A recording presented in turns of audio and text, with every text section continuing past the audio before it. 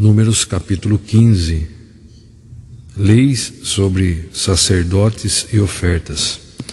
Então o Senhor disse a Moisés, fala aos filhos de Israel, tu lhes dirás, quando tiverdes entrado na terra onde habitareis, e que vos dou, se apresentardes ao Senhor um manjar, de bois ou de ovelhas preparado no fogo como oferta de aroma agradável ao Senhor, seja holocausto, seja sacrifício para cumprir um voto, ou como oferta voluntária, ou ainda por ocasião das vossas celebrações solenes, o ofertante trará para a sua oferenda pessoal ao Senhor uma oblação, uma oferta de cereal de um jarro de flor de farinha, a melhor farinha amassada com 1 litro de azeite puro.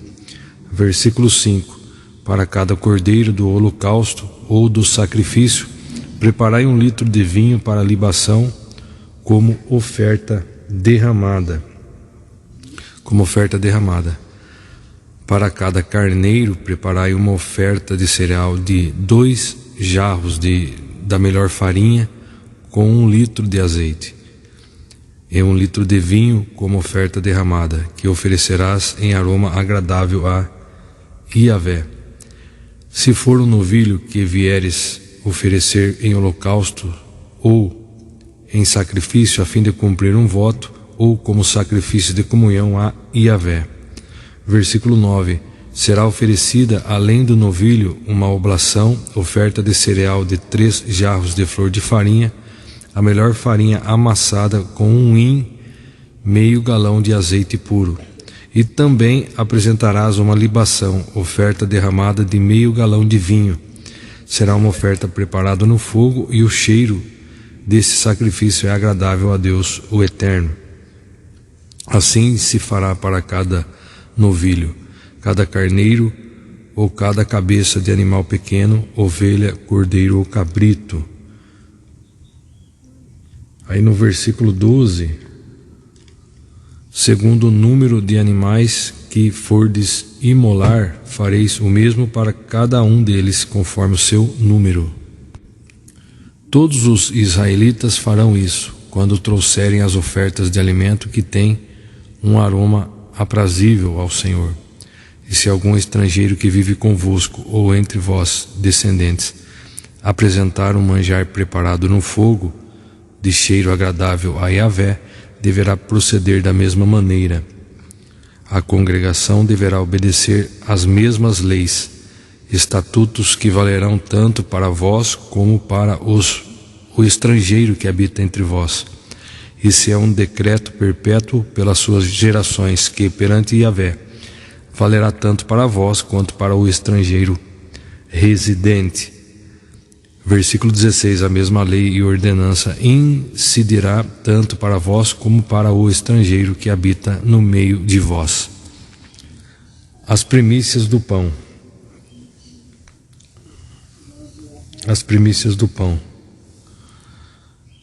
Versículo 17. Yahvé falou a Moisés, Fala aos filhos de Israel, tu lhes transmitirás, Quando tiverdes entrado na terra para a qual eu vos conduzo, devereis oferecer um tributo ao Senhor, tão logo comais do pão da terra.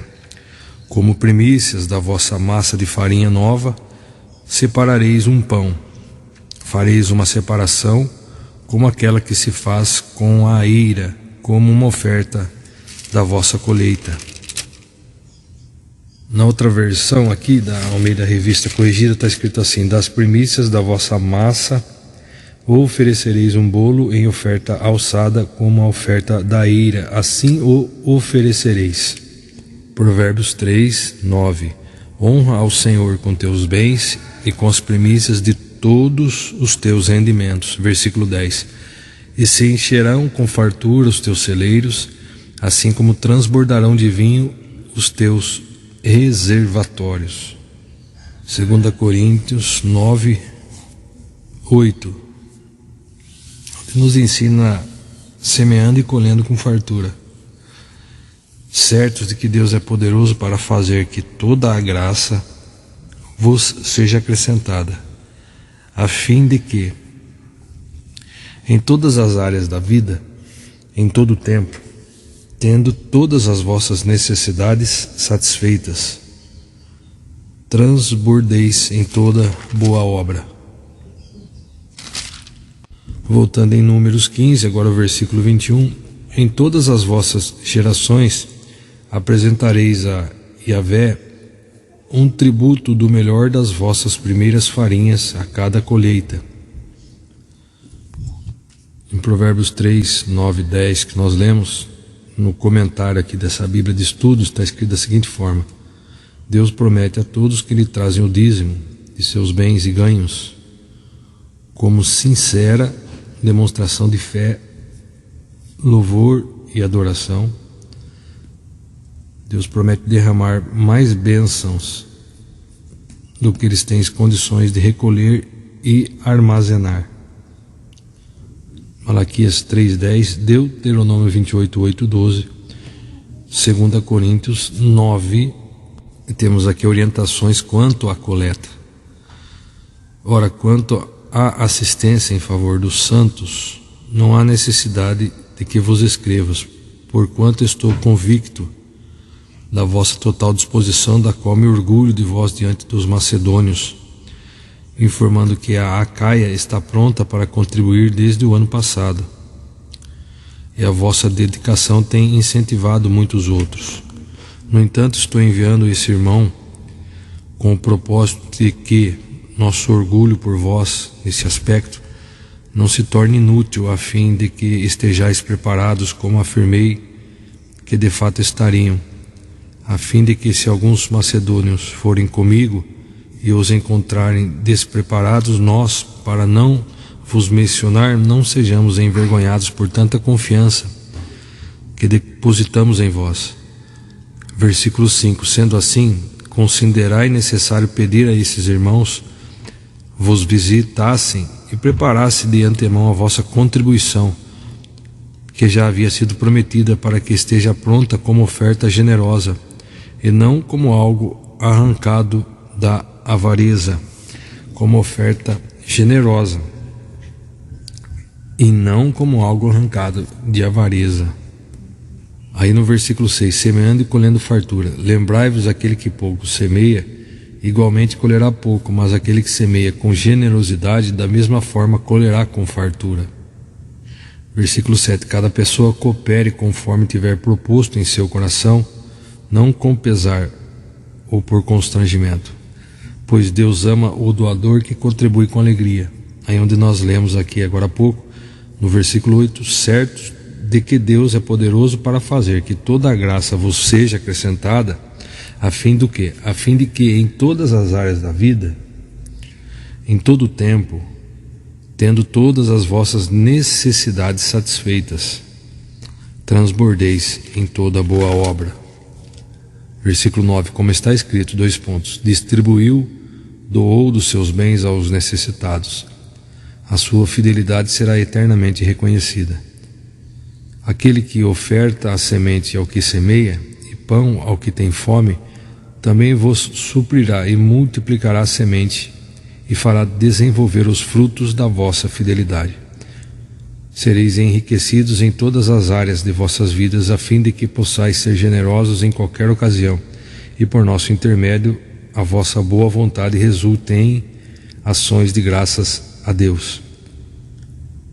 Porquanto, ao ministrar essa assistência, não apenas estai suprindo as necessidades dos santos, mas semelhantemente promovendo o transbordamento de várias expressões de louvor e gratidão a Deus. O apóstolo Paulo salienta que o efeito da doação generosa dos coríntios vai ultrapassar em muitos limites da igreja em Jerusalém. Abre parênteses, destino específico dessa oferta, fecha parênteses, chegando à igreja em todo o mundo e a todas as épocas, promovendo em toda parte e em muitos povos profundas manifestações de louvor ao Senhor. Voltando em Números 15, agora no versículo 22. Perdão às faltas involuntárias. Perdão às faltas involuntárias. se deixardes de cumprir por inadvertência qualquer um desses mandamentos que o Senhor ordenou a Moisés, sim, tudo quanto Yahvé vos tem instruído por intermédio de Moisés, desde o dia em que o Senhor determinou todas essas leis e para todas as suas gerações. Será que quando se cometer algum pecado sem a deliberada intenção, e este não for do conhecimento da congregação, toda a comunidade terá de oferecer um novilho para o holocausto, de cheiro aprazível ao Senhor. Também apresentarão juntamente com a oblação, oferta de cereais, e a libação, oferta derramada, de acordo com as prescrições, e um bode, como oferta pela expiação do pecado. Então, continuando, versículo 25, o sacerdote fará propiciação por toda a comunidade de Israel, e eles serão perdoados, porquanto seu pecado não foi proposital. Quando trouxerem sua oferenda para serem queimada perante Yahvé, e apresentarem diante do Senhor seu sacrifício pelo pecado cometido, a fim de reparar sua inadvertência, ele será perdoado a toda a comunidade dos filhos de Israel, e de igual modo aos estrangeiros que residem no meio dos israelitas, pois que todo o povo agiu, nesse caso, sem a intenção de pecar. Versículo 27. Se for apenas uma pessoa que pecou por ignorância ou desatenção, oferecerá um sacrifício por sua falta, uma cabra de 1 ano. Versículo 28, o sacerdote realizará diante do Senhor o rito de expiação pela pessoa que errou, cometendo um pecado involuntário, cumprindo sobre a pessoa o rito de propiciação, e ela será perdoada. Assim, somente uma lei haverá para todo aquele que pecar sem premeditar, seja essa pessoa israelita de nascimento, seja estrangeiro residente. Agora o versículo 30. Contudo, aquele que pecar de maneira deliberada, quer seja nativo, quer estrangeiro, comete grave insulto contra o Senhor, e deverá ser eliminado do meio do seu povo. Hebreus 10, 26. O castigo do pecado renitente. Porque se vivermos deliberadamente em pecado, depois de termos recebido o pleno conhecimento da verdade, já não resta sacrifício pelos pecados, mas uma horrível expectativa de juízo e fogo ardente preste a consumir todos os inimigos de Deus.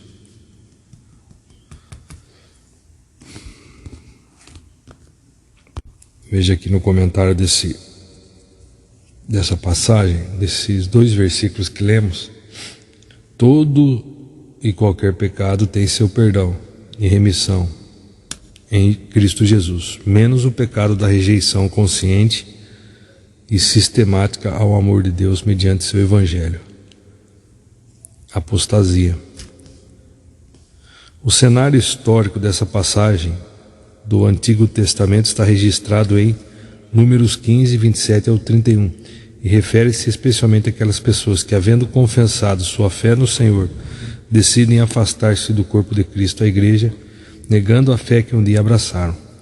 Rejeitar o sacrifício de Cristo é rejeitar sua única possibilidade efetiva de salvação eterna, porquanto não existe nenhum outro sacrifício aceito por Deus.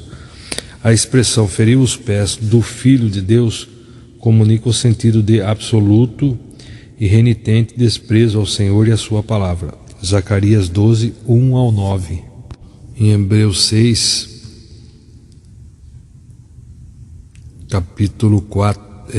capítulo 6 de Hebreus, versículo 4. Ora, é impossível para aqueles que uma vez foram iluminados, experimentar o dom celestial e tornaram-se participantes do Espírito Santo, e provar os benefícios da palavra de Deus, e os poderes da era que há de vir, mas apostataram da fé. Sim, é impossível que tais pessoas sejam reconduzidas ao arrependimento, tendo em vista que contra si mesmas estão crucificando outra vez o Filho de Deus e zombando publicamente dele.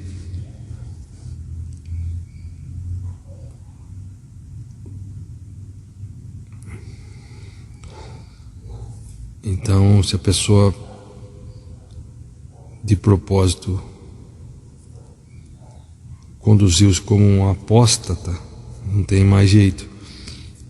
Agora, a não ser que conclua que esse suposto apóstata, na verdade, não era um convertido, e que agora aceitou de coração o dom do arrependimento e da salvação. 2 Pedro 2,10, ele está falando sobre a destruição dos falsos mestres. Versículo 3: movidos por sórdida ganância, tais mestres os explorarão com suas lendas e artimanhas. Todavia sua condenação desde há muito tempo paira sobre eles e sua destruição já está em processo. Ora, se Deus não poupou os anjos que pecaram, mas os lançou no inferno, aprisionando-os em cadeias abismais tenebrosas, com o propósito de serem reservados para o juízo, de igual modo ele não poupou o mundo antigo quando abateu o dilúvio sobre aquele povo ímpio, entretanto preservou Noé, proclamador da justiça, e mais 7 pessoas. Também condenou as cidades de Sodoma e Gomorra, reduzindo-as a cinzas, tornando-as exemplo do que sucederá aos que vivem praticando o mal. Um exemplo do que sucederá com os que vivem praticando o mal. Aí no versículo 10 aqui de 2 Pedro, principalmente os que seguem as vontades imorais da carne e desprezam toda a autoridade constituída, atrevidos e arrogantes. Tais pessoas não têm receio nem mesmo de insultar os gloriosos seres celestiais. Então, voltando em Números 15, agora no versículo 31, por ter desprezado a palavra de Yahvé e violado seus mandamentos, essa pessoa deverá ser exterminada, porquanto será responsável por sua própria condenação. Veja só aqui nesse comentário: a incredulidade renitente e arrogante é a pior dos pecados. É o único para o qual não há perdão. Então, a incredulidade renitente e arrogante. Esse tipo de pecado inclui a obstinação, a injúria e o total desprezo à palavra de Deus. Quem o pratica se insurge diretamente contra o Espírito de Deus, desacatando os mandamentos e princípios de Yahvé, injuriando o bendito nome do Senhor e, pior ainda, desprezando o amor de Deus que se revela em todas as páginas das Escrituras. É o pecado descrito em Marcos 3:29. Vamos ver lá Marcos 3, onde fala sobre o pecado sem perdão. Foi então Jesus para casa, versículo 20. Foi então Jesus para casa, e uma vez mais grande multidão se apinhou, de tal maneira que ele e os seus discípulos não conseguiam nem ao menos comer pão. Quando os familiares de Jesus tomaram conhecimento do que estava acontecendo, partiram para forçá-lo a voltar, pois comentavam: ele perdeu o juízo. Mas os mestres da lei que haviam descido de Jerusalém exclamavam: ele está possuído por Beelzebu, e mais, é pelo príncipe dos demônios que ele expulsa os demônios. Foi então que Jesus os chamou mais para perto e lhes admoestou por parábolas: como é possível Satanás expulsar Satanás? Se um reino estiver dividido contra si mesmo, não poderá subsistir. Versículo 25. Se uma casa se dividir contra si mesma, igualmente não conseguirá manter-se firme. Versículo 26. Portanto, se Satanás se atira contra si próprio e se divide, não poderá subsistir, mas se destruirá. Versículo 27. De fato, ninguém pode entrar na casa do homem forte e furtar dali os seus bens, sem que primeiro o amarre. Só depois conseguirá saquear a casa dele. Versículo 28. Com toda certeza eu vos asseguro que todos os pecados e blasfêmias dos homens lhes serão perdoados. Versículo 29. Todavia, quem blasfemar contra o Espírito Santo jamais receberá perdão. Pelo contrário, é culpado de pecado eterno. Versículo 30. Jesus explicou isso porque eles estavam exclamando: ele está possesso de um espírito imundo.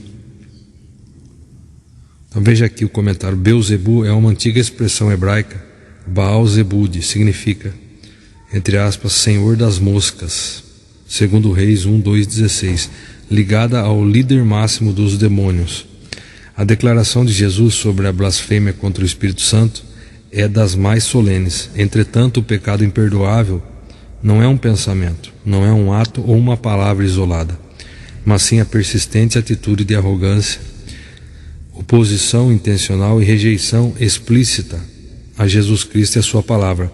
Essa é a maneira de ser de todos aqueles que amam mais as trevas do que a luz. João 3,19.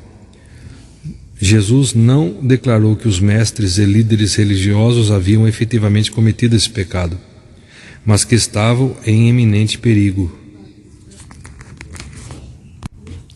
Voltando, Números 15, agora o versículo 32, o desrespeito ao sabate.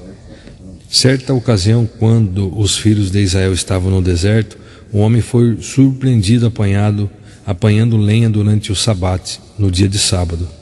Versículo 33. Aqueles que encontraram recolhendo lenha, levaram-no perante Moisés, Arão e toda a congregação reunida. Versículo 34. Puseram-no sob guarda, pois não estava ainda determinado o que se devia fazer com ele. Versículo 35. Então o Senhor instruiu a Moisés: tal homem deve ser morto. Toda a assembleia o apedrejará fora do acampamento. Atos 7:58. E arrastando-o para fora da cidade, o apedrejaram. As testemunhas deixaram suas roupas aos pés de um jovem chamado Saulo. Então veja só no comentário aqui, a palavra de Estevão, ao invés de gerar arrependimento, produziu mais ira e indignação. Por quê? Pois os argumentos foram os mesmos que levaram Jesus à cruz. É lamentável como a humanidade repete seus erros mais terríveis e vai esgotando a longanimidade divina. Longanimidade divina. A expressão no original grego aqui traduzida por, entre aspas, atiraram-se, tem um sentido de, entre aspas, linchamento sumário. As testemunhas, isto é, as primeiras pessoas que acusaram Estevão de blasfemo, tiveram a honra de arremessar as primeiras pedras contra ele. Tiveram, entre aspas, a honra de arremessar as primeiras pedras contra ele e depositaram suas roupas aos pés do supervisor de execução, Saulo, membro do Sinédrio e que mais tarde seria convertido pelo próprio Jesus, do qual se tornaria servo e pelo qual morreria em condições semelhantes a Estevão. Voltando ao versículo 36 de Números 15, assim toda a comunidade o conduziu para fora do acampamento e o apedrejou até que morreu, exatamente como Yahvé ordenara a Moisés. Os pingentes das capas. Versículo 37. O Senhor disse a Moisés, Versículo 38 agora. Fala aos filhos de Israel, Tu lhes dirás, para que se observe ao longo de todas as suas gerações que se façam borlas, franjas nas pontas das suas vestes e se ponha um cordão azul celeste em cada uma delas. Vamos abrir em Mateus 23:5. Aqui Mateus 23 está falando sobre os doutores da lei falam, mas não agem. Veja só, versículo 5: tudo o que realizam tem como alvo serem observados pelas pessoas. Por isso fazem seus filactérios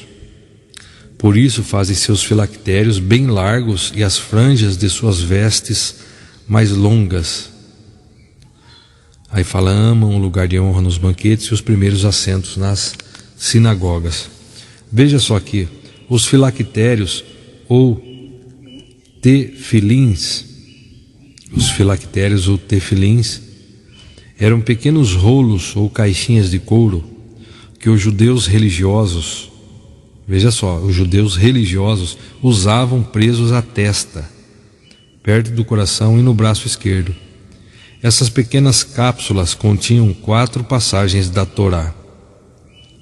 Com o passar do tempo, os judeus começaram a respeitar e honrar esses pequenos recipientes, tanto quanto as escrituras, e seu tamanho era considerado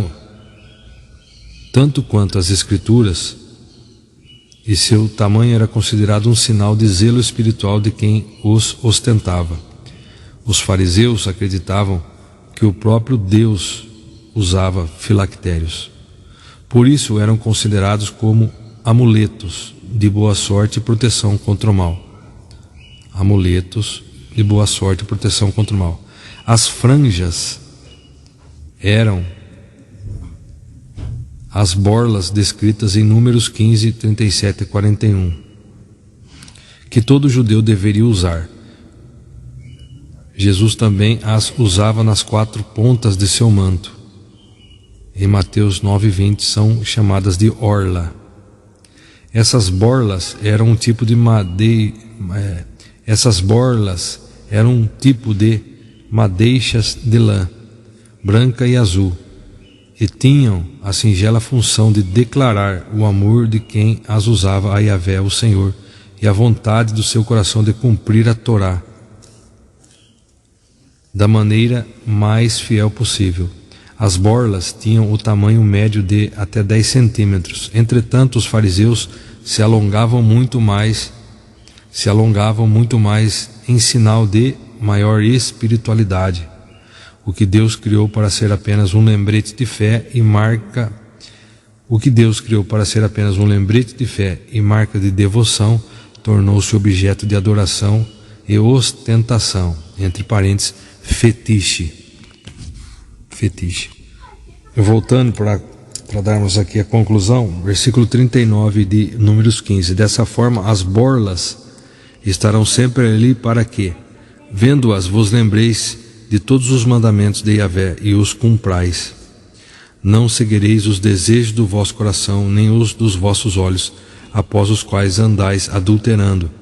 Versículo 40. A fim de que vos lembreis de obedecer a todos os meus mandamentos, e santos sereis a vosso Deus. Em Salmo 73, 21, está escrito assim: quando meu coração estava amargurado e no meu íntimo curtia a inveja, era eu um insensato e ignorante. Minha atitude para contigo era semelhante à de um animal irracional.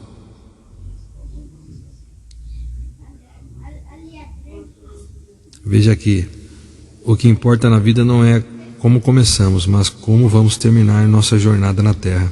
O salmista faz uma avaliação de suas considerações momentâneas, à luz da eternidade e da sabedoria de Deus. Ele se considera imprudente. A amargura estraga nossa capacidade de pensar com amplitude e inteligência. Veja só aqui, a amargura estraga a nossa capacidade de pensar com amplitude e inteligência. A amargura estraga a nossa capacidade de pensar, estraga a inteligência. Então não devemos concordar com a amargura.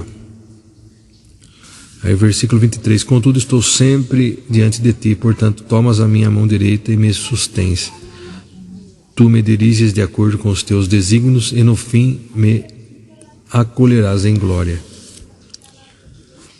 O salmista conclui que os ímpios acabam caindo do seu estado de arrogância e desonesta prosperidade, enquanto os incrédulos passam para a eterna separação de Deus. Os crentes são promovidos à comunhão plena e eterna com o Senhor. O conselho divino venceu a tentação que consumia os pensamentos do salmista e o guiará todos os dias até o momento de ser recebido no reino eterno. Tiago 4:4. Adúlteros, ou não estáis cientes de que a amizade com o mundo é inimizade contra Deus? Ora, quem quer ser amigo do mundo, torna-se inimigo de Deus.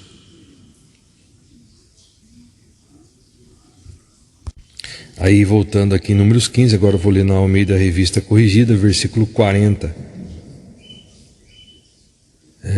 para que vos lembreis de todos os meus mandamentos e os façais, e santos sejais a vosso Deus.